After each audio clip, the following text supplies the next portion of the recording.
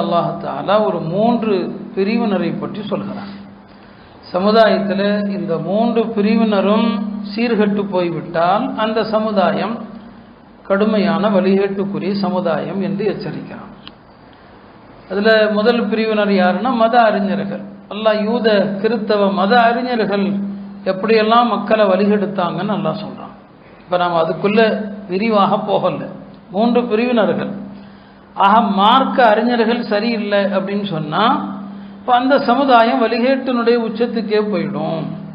இப்போ கியாமத்துக்கு முன்னாலேயும் அப்படி நடக்கும்னு சொன்னாங்க. நல்ல அறிஞர்கள் எல்லாம் மௌத்தாயிருவாங்க. இப்போ மக்கள் தவறானவர்களை தலைவர்களாக ஆக்கி அவங்க சொல்கிறத கேட்பாங்க அப்படின்னு வருது.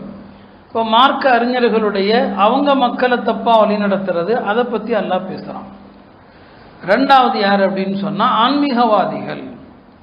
இப்போ ஆன்மீகங்கிற பேரில் எல்லா மதத்திலையும் போலிகளும் ஏமாற்றுவாதிகளும் இருக்கிறான்.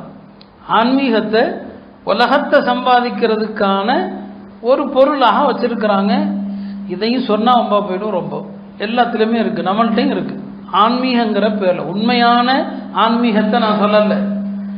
ஆன்மீகங்கிற பேரில் என்னங்க ஒரு காலத்தில் உள்ள ஆன்மீகம் இருந்துச்சு, தசவுஃப்னு இருந்துச்சு. தசவுஃப் அப்படின்னாலே சூஃப் அப்படின்னா கம்பளின்னு அர்த்தம்.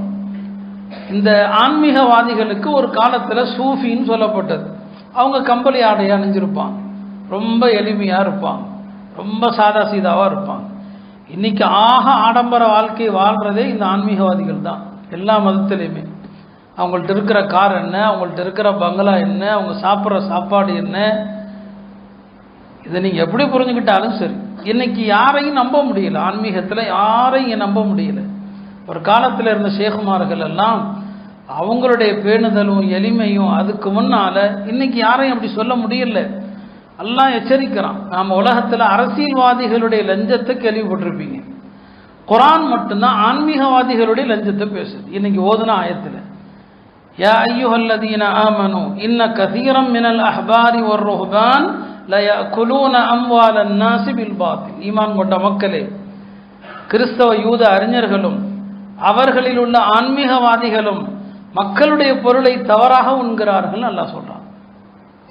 பாருங்க, ஆன்மீகம்ங்கிற பேர்ல ஏமாற்றக்கூடியவர்களை குர்ஆன் அடையாளப்படுத்துது. அப்படி எல்லாத்துலையும் இருக்கிறான்.